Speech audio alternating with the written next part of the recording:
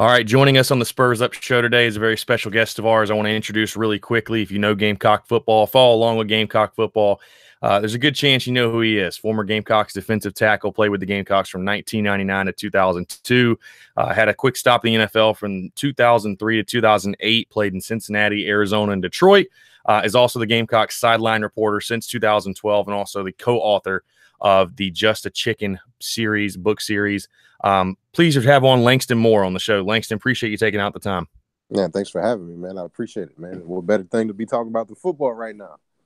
Absolutely. Like you said, we were talking about pre-show a little bit. It's game week. It's finally here. Everything, the thing on everybody's mind, obviously, Coastal Carolina, the Gamecocks finally get kicked off their 2018 season on Saturday. But I want to talk a little bit about you first off. I want to get to the season, obviously, and everything with that. But I want to talk about with you kind of your playing career a little bit, obviously what you're doing outside of football as well. But, going back to your playing days, obviously you played for the Gamecocks, had a really successful career from 99 to 02.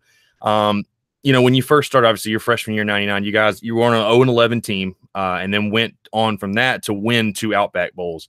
And obviously you've seen, being South Carolina's sideline reporter, the success they had under Steve Spurrier, 3 straight 11-win years, kind of to where they are today with what Will Muschamp was able to do a year ago, beating Michigan in the Outback Bowl. Talk about what it's been like to kind of see South Carolina go from when you were a freshman, you guys going to 0-11 to where they are and where they have been since your playing days. Man, well, it's grown leaps and bounds from facility stand wise to just the brand and the marketing to the big board in the stadium. It's crazy when I look and think of Williams-Brice. When you look at pictures now and the aesthetic and how much it's changed just from and the board, you think about Eric Hyman and his influence and the artwork and everything on the inside that comes from Steve Spurrier. So there's a whole litany of people that have changed in South Carolina, especially with football the last few years. So in 1999, obviously Lou Holtz being kind of the guy who was trying to change and be the genesis of this change, especially with the culture and the identity about what was possible. That's a lot of things they sold us on, or we thought we were getting sold on. But at the end, it was all about coming in and working our tails off and trying to be good, trying to be better than we were the day before, and then changing the culture and just doing the little things. And then with that, you hope to raise the bar and start influencing and trying to find the same right-minded people that want to come in there. And hopefully those right-minded people have some talent. And we were able to get a lot of good guys in there, like the Travell Whartons, the lot of guys who I mean, the Corey Boards, I mean, just tremendous, so many players that, you forget that ultimately led to another game or led to somebody else coming in. Then you fast forwarded to Steve Spurrier. And I think definitely, without Lou Holtz, that, Steve Spurrier and the possibility that something like South Carolina was an attractive place to be, something that would eventually lead somebody like a Will Muschamp to come in here and see that, I don't have to go off to and try to wait and try to pursue, maybe a job that has the traditional trappings that, you would think something that's really special and has an opportunity that's that hidden gem in there. So, the whole thing across the whole gamut, the last, years that I've been a Gamecock, from a college guy all the way up to now doing the sideline stuff, the obvious improvement is, what is possible, what we scope of what we think we can do as far as, being the national champion and trying to figure out ways to be dominant.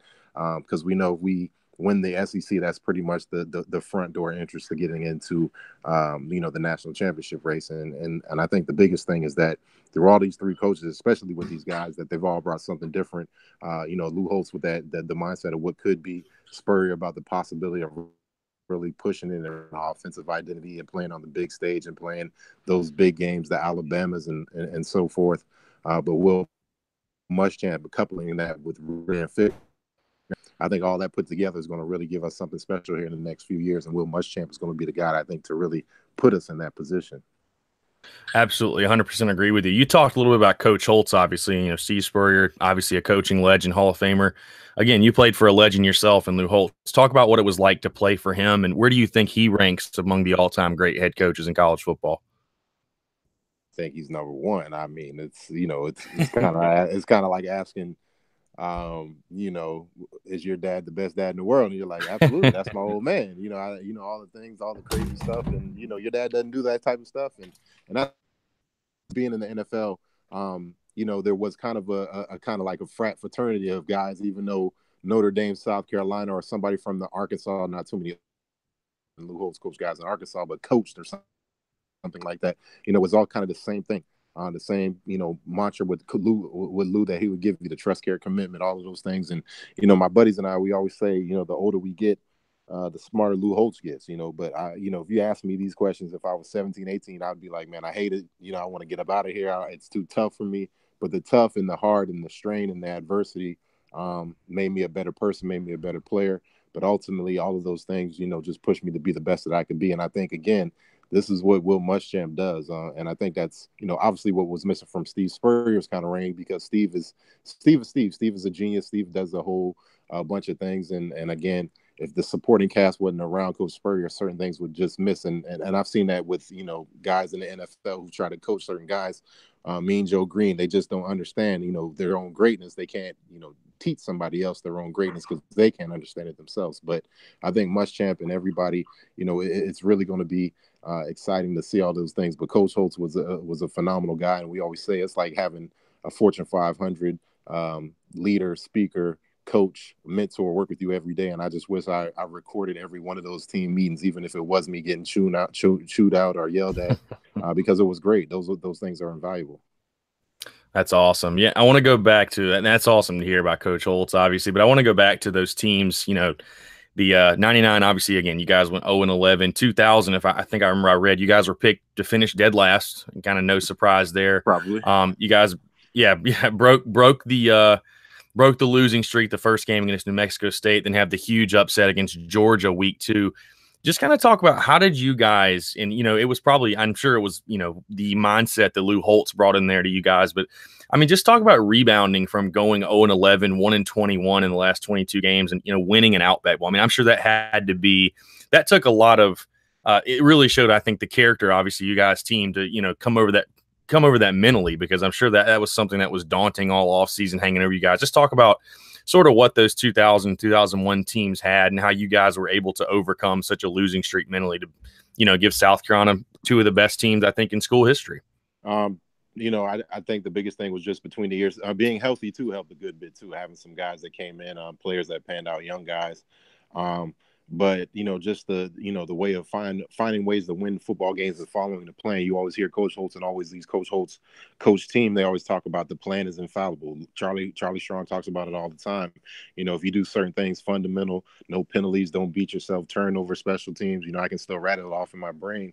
And the 7 points of emphasis, like the 7 deadly sins, win first down, third down, all those different things. If you follow that, you start to see that. Now, our first year, we saw certain instances of that. But when you're 18 years old and you getting your teeth kicked in by, Alex Brown and those folks down there in Florida, you don't care about first down percentages and, whether, the amount of kickoff returns we had inside the 20 versus where we started on our offense outside the 20 and how that all relates. You just want to win, but just like with anything in life, and that's the thing about college football and being so synonymous, is just about being a professional and learning. And this is where the college is where we come to do that. I learned how to do those things. And, I hate that it had to be that we lost every game, but then that turn in that 2001 season, we saw how all of that was really true. And then we coupled that with some talent and a lot of enthusiasm, and then the momentum and the confidence just kind of grew there. And you talk about a confidence builder, that week 2 matchup, Georgia coming to South Carolina, Quincy Carter, all the hype. My man Dennis Quinn getting a whole bunch of interceptions, Andre Goodman. It was a whole team effort, a whole team game, and that was, again, the confidence builder. And not saying, obviously this 2018 Gamecock team is heads and tails talented and has so much more ceiling than we ever could in our 2000 year. But I think getting an early win in week 2, I think there's something special for Gamecock folks and for this team and around this program. We really love to play Georgia, play them at home midday, and that really propels us and gets us going really into the season, and possibly might be one of the special seasons in Gamecock history here. Yeah, no, I agree 100% with you. And was going to say, I 100% agree that, Georgia sort of, when it's in that week 2 slot, just sort of sets the tone for the year. And I think this year is going to be no different, honestly. Moving to 2018, we started talking about a little bit. Obviously, Will Muschamp, the program he inherited, South Carolina went 3-9 in 2015. He's won 6 games in 2016, improved to 9 overall wins and an Outback Bowl win over Michigan in 2017. South Carolina's been kind of a trendy pick, if you will, this season. There's a lot of hype, a lot of buzz. I'd say the most hype around the season since 2014, if you will. Just talk about how impressed have you been with the job Will Muschamp has done, taking over a program that was 3-9, that was a little down and out, and what he's done in going into his 3rd overall season. Well, obviously the big thing is recruiting, getting a lot of guys excited, getting a lot of young guys to come in here, but picking the right guys and hitting on a lot of these guys. We put a lot of effort into Jam. We put a lot of effort into guys like DJ and Wanham, recruiting these guys and coming in there, and obviously they playing at a young age. But you couple that. That's not recruiting. That's having God-given ability, but then we got to come in here and give the kids the skills, and that's where again Coach Muschamp has put a roster of coaches and teachers in the forms of Lance Thompson and all these great guys that teach these young guys and to know how to speak the language to these young guys, to get them to care enough about what they're doing every day in practice, and get that buy-in. And I think that's been phenomenal things, and one of the most undiscussed things that we've talked about is how Will Muschamp has really found ways to overhaul this roster with young guys, but also has lived in that kind of gray area, which is a legal area of the NCAA, that grad, which is really brilliant when you think about it, because that's kind of somewhat the small free agency market of college football. So then you find a guy who knows it's his last chance. He's already graduated. He's mature. Obviously, he's trying to cherry pick and pick so it can be a free agency deal where we both try to see who's what. And if there is some type of relationship in there, I think that makes it a lot easier. And I think Will Muschamp has done a great job of just using not only junior college transfers, but also figuring out ways with that grad transfer deal to really overhaul this roster. So it's really exciting to see, how all of this stuff is coming together. But the biggest thing, and you see this with the guys and the work ethic, the message across the board with all of the players, everybody, it's not just, these guys are robots. I think it's really, made up to be a really special group. And I think Coach Muschamp has done a really good job of protecting that, but letting these guys kind of develop the culture and let the leaders be the leader within this group. Yeah, no, absolutely. You make some great points about it, especially the grad transfer thing, because we're seeing it right now. I mean, the depth chart released today. JT Ebay and Nick Harvey. JT Ebay starting at one of the safety positions. Obviously, Nick Harvey is going to be expected to make a really, really big impact, a guy they're high on. So, yeah, I mean, you can see it right now on the Gamecocks roster, and they're 2 deep, making an immediate impact at a position that's obviously been a position of concern for Will Muschamp in the preseason. So, and I think those guys are going to play a lot and have a big impact in 2018. Before we dive into Coastal, obviously, because it is game week, I want to kind of get your overall feel about this 2018 team. You're a guy, Langston. You're obviously really, really close to the program. You were at the spring game. I know you're, again, really close to the program. Just talk about kind of your overall impressions of this year's team and what South Carolina is going to need to do to be able to build on last year's 9-win season. Well, obviously, they got to carry over some of the things that really made them, winners last year. They found ways to win games on the road. They hit kicks. They settled in on the kicker. Obviously coupled and used field position and won football games kind of the old not so sexy way.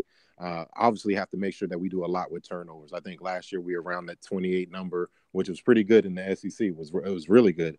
I think we're only behind Alabama in that mark.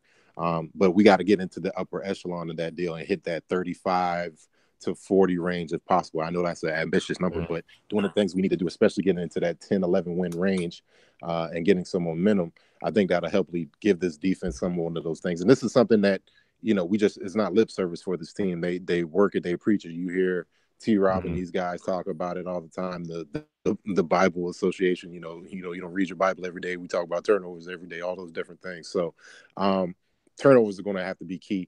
Offensive production. But making sure it's not just going to be, there's going to be a lot of talk about, the pace of the offense and what we're going to get. And I know Jay Bentley has to have good games and the big games in those big situations, but it's going to be making sure we can really get the yards per rushing average that we need to.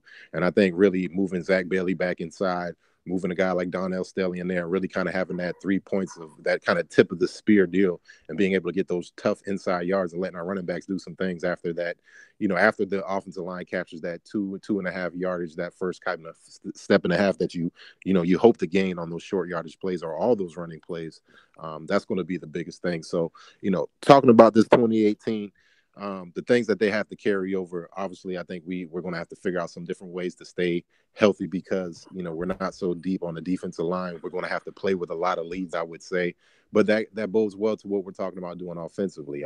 Just the only scary part is when you get into a low on some of those, quick pace type of offenses where you're trying to get a bunch of plays off in a certain amount of time where, if it comes to be, 3 and out, 3 and out, 3 and out, and we have a lack of depth on the defensive line or in certain spots, how vulnerable are we going to be? But I think, again, Coach Muschamp and his defensive staff, this whole entire team, the entire coaching staff are really cognizant of their own weaknesses, and they try to do the best they can. Even to the point where they're complaining about the Heat not having enough tough days outside for their players because, guys are not getting what they're going to be seeing during the football season. But, again, as a coach, I think you can't plan for everything, but, the method to us really winning this year is really going to be the same things that got us last year, making sure we figure out ways to run the football, get turnovers, get to the quarterback with a little bit more frequency, and figure out ways for Jake to get hot. And maybe at times, do the things that we know he can do with those big plays to Rico and to deep big wide receivers that we have. Yeah, you make some great points there, and I agree with you 100%. I mean, I think with the run game is going to be a big key to this 2018 team. I think South Carolina's got to run the football better than they did a year ago, and they've all talked about that in the preseason. I think they will run the ball better. You mentioned Zach Bailey moving inside. And, I mean, I think South Carolina's got one of the best offensive lines they've had in a while. Obviously, you're a defensive guy. You played on the defensive line, and you talked about it a little bit. I'll say that the thing I've heard the most from people is they wonder how South Carolina is going to be able to balance an up-tempo offense, but also be able to, not put their defense in bad situations as far as depth is concerned. How tough is it for, obviously, again, you're around these guys, offense being a defensive guy. How tough is it for a defense to, defend the up-tempo scheme when it's working? I mean, obviously, it's the whole reason it's put in place is to keep the defense off balance. Talk about what the defense has to do in that situation to stop it. Man, it can be like a Twilight Zone, man. All the respect and why I was so happy when Steve Spurrier got here was obviously I was a part of that blackout game when, Grossman and all those folks came up here and just sliced us up. And I mean, that wasn't even up tempo. That was just guys just hitting on all cylinders. But that's what you try to do when you get into those up-tempo matchups is that you try to find the weak link, you exploit it, and you exploit it, and you exploit it. Then you make an adjustment. Okay, then we'll exploit the next guy. And we just do that up and down until the clock runs out and you figure out ways to stop us. So hopefully we have that problem for us this year at South Carolina. But for our defense, the biggest thing is just really getting back to stopping people on first down because, regardless of, the tempo or somebody like a Ole Miss who wants to get out there and do some different things spread wise and get you going, as long as you stop them on first down and really give them a chance to really, look back to the sidelines, you can get your composure.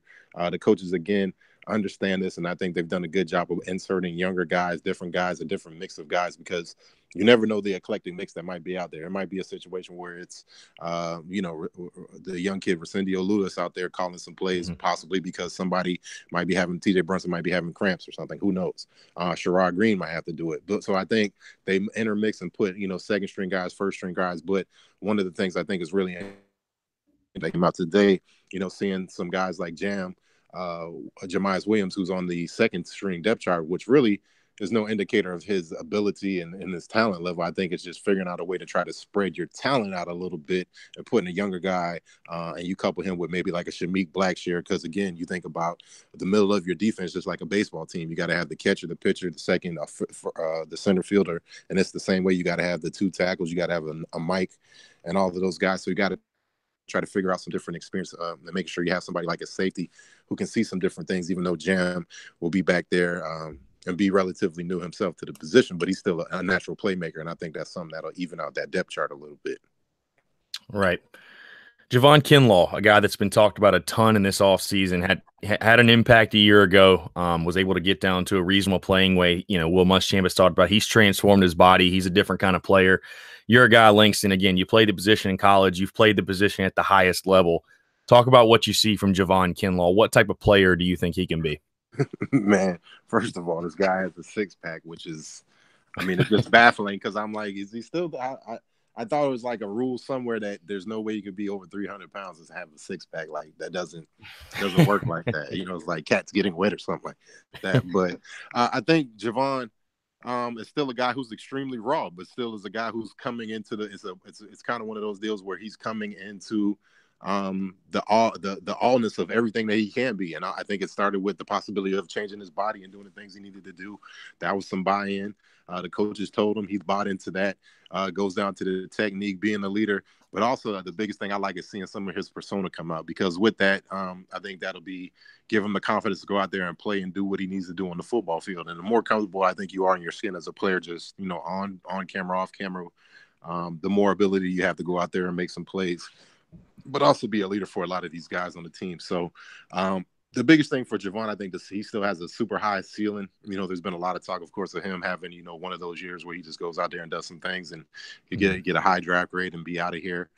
Again, I think he hears that and he understands that, and I think that's one of his goals, and that's nothing to shy away from. But the biggest thing is that you got this new body, this new toy that you fashioned, that you put all this work into. Make sure you're focusing on everything you need to do to go out there and make plays and not worry about the stats, but just being that overall wrecking ball, because Javon Kinlaw can do a whole bunch of things. We've seen him run sideline to sideline and tip passes, you know, run sideline to sideline like an old middle linebacker, penetrate, you know, do some different things. Hopefully he's gotten a little bit better in his one-on-one pass rushing deals, because it's kind of tough to figure out how to rush from that nose technique, that interior type spot. And I know for him playing going back and forth, you don't get the, you know, the best coaching down in junior college, no knock on those guys. But, you know, it's really difficult. You don't only have so much time to work in one technique, nose rushes. So I think Javon has gotten better at that a little bit, but we'll see here shortly, because, you know, those guys were humming. The entire defensive line looked like they were humming and working well together. And that's the thing you kind of hope for from a whole defensive line standpoint, that you can kind of get four guys working as one and having some unison, kind of like an offense with a quarterback and a wide receiver, everybody being on the same page. Yeah, absolutely. I know everybody's excited to watch him play. You know, I know you as well, including me. I mean, I know everybody's fired up to see what Javon can do in 2018. And like you said, they're going to be in four short days, 3 short days when this gets aired. South Carolina will kick off against Coastal Carolina on Saturday at noon. Langston, that game, obviously, you know, for fans' perception, I guess, obviously a game. South Carolina has more talent, you know, a game that people feel like they should win. I mean, they are a 29.5-point favorite in Vegas, but just talk about a little bit of that game. How does South Carolina avoid any type of letdown game against Coastal Carolina? All due respect, they're not a team you should take lightly. They've had some really good success at the FCS level. Came in here in 2013 in South Carolina. That was one of obviously the Gamecocks' better teams. They were able to put a pretty good beat down on them, but I think Coastal was gearing up for the playoffs that year. They've since moved to FBS. But talk about kind of your keys to that game against Coastal Carolina. How can South Carolina get off to a good start in 2018? Well, the big thing is that, you know, Coach Muschamp talks about every week being a season. So, I mean, with this week, you got to understand you're not going to be at your worst, but you're not going to be at your absolute best. And the biggest thing is that you want to try to keep it clean and come out there. And, you know, if you can get it's not about style points, but the biggest thing is trying to figure out your identity. You're not going to completely write that book in the first week of the season, but what you want to do is try to start to, you know, scribble out some of that outline. So again, on short yardage situations, putting yourself, making sure you got a lot of ball security, making sure the tackling is sound, try to get yourself into a situation where you're feeling comfortable and playing fast. But again, you can't take this Coastal team for granted, because again, they will figure out different ways. Chadwell, you know, being an old low country guy and working down there at Charleston Southern and doing some different things, he'll spread you out and put you in certain matchups. And of course, you know, you couple that with first game jitters or somebody not being as clear as they need to be on their assignment. And, you know, as my old high school coach used to say, miss assignment, misalignment beat you quicker than a mismatch. So it doesn't matter. You got to make sure you're on your P's and Q's. So making sure everybody gets the signals, get the calls, getting your feet in the dirt and playing fast with offense, making sure you're getting some rhythm, making sure they're winning on first down, but making sure they're also winning on third down. You know, you hear this talk about folks saying we don't want to see the punter come out there. We want to score and kind of make sure we're imposing our will. We have the better talent. What I would rather see is that, you know, it's that old Lou Holtz adage, which is so true. Just end every series with a kick. It doesn't matter if it's a field goal. Doesn't matter if it's a punt. Doesn't matter if it's an extra point. Just make sure you end every series with a kick, and everything will be efficient. It'll take care of itself. take care of the football, and then from there, just hopefully you put some good stuff on tape and really get yourself together in the mindset to take on what we know is lurking in the week 2 matchup. Yeah, absolutely. And the thing I love about Will Muschamp is he's the kind of guy, he's not going to let South Carolina look ahead to that week 2 matchup. I think that's one thing that's been clear. South Carolina in the preseason, they were focused on fall camp, entire camp. They've been focused on Coastal Carolina. And that's definitely one thing I can certainly appreciate about Will Muschamp, his coaching staff. They keep the guys locked in on the task at hand. And it's going to be a really interesting game. I mean, a lot of big time storylines surrounding it as far as obviously implementing the new offense, some youngsters on defense. What do they do? Debo back obviously is a big one, so it should be a lot of fun. And again, 12 o'clock noon kickoff. Should be a fun one to watch. Yeah, the other thing too is the young guys. With this new redshirt rule coming in, I expect a whole litany of young guys possibly. They're talking about the spread being 28 points. I don't know, but if we get a couple, touchdowns up, how much are we inclined to see maybe a DeCarrion Joyner or a lot of these other guys, Josh Van, getting them some rep, getting some burn, because again, it doesn't really hurt their status as getting a red shirt. So it just gives them that opportunity to maybe use this as kind of like a game or an opportunity for the young guys to get some of those balls getting caught in the lights and having everybody scream your name and feeling what it's like to be out there on the grass during a Saturday in Williams-Brice. Yep, absolutely. So again, Langston, you've been the sideline reporter for South Carolina since 2012. Talk about what's been your favorite part of the job. For me, I love just being in and around the team. Not having to worry about playing, but still being as close as I can be or want to be with the players, and I appreciate that opportunity just to just kind of be on the sideline, but B, just to have access to the team and to the players to impart my wisdom, to tell them a story, to tell them tighten up, or treat them like my little brother, because whether they know me intimately or not, all these dudes, we're all connected, and we're all connected not just through being South Carolina guys, but being football players, and a lot of the things that come along with this. And this game is tremendous, and it's wonderful, and there's a lot to take away from it, but a lot of times guys get used up and allow themselves to get used up. And so being able to be there and showing guys that they can maximize themselves, but also maximize their opportunities on the football field has been really, really cool for me to be in and around that, and to see these guys grow, but also to see the university grow. I kind of get to be like that fly on the wall, and it's really cool to see that in that capacity. Absolutely. Great stuff. All right. Before we let you go, Langston, we got to talk about, you're obviously the co-author of the Just a Chicken children's book. You guys travel around to different schools helping kids. Just talk about kind of where that idea came from and things that you guys do overall with the Just a Chicken book. Yeah, our biggest thing is what we tell my partner, Preston Thorne, and I. He was a captain with South Carolina in 2004 and is a phenomenal teacher and educator and co-author with myself. And, we came up with this idea to write a bunch of books and had big aspirations to be kind of like Lou Holtz and write these grand leadership novels. And then we're like, nah, let's write like a kid's book, man. We could do that in like a weekend. It won't take, but, maybe, we'll have it done by Sunday and ready for the next week's game. And obviously having a lot of ignorance, not knowing what we were doing. 3 years later, we had the book. And so through the process, we learned, what it takes to, become published authors and editing and, rewrites and all those different things. So, but we use that story in our own story about football and the transition, coming up and being authors, to go out into the schools, because we obviously are big proponents of, sports, but we always tell kids that, not everybody's going to be inclined to have athletic talent. Absolutely. Great stuff. Hey, before we let you go, Langston, we're going to wrap it up. Let everybody know where they can find you, where they can hear you. Obviously, you're sideline reporter for South Carolina, where they can listen, and also where they can buy the Just a Chicken book as well. Yeah, they can go online to justachickenthebook.com, and we're always in and around the schools. So we're there every day pretty much. So we have a good time with it. So if they see us, make sure they holler at us. We're always accessible on social media, and hashtag Just the Chicken is real easy to catch us on there. Awesome. Good stuff. Well, again, for Langston Moore, I'm Chris Phillips and also Thomas Floyd. Again, Coastal Carolina Saturday at noon. We'll be back next week recapping the game. For Chris Phillips, again, appreciate you guys listening. We will catch you next week.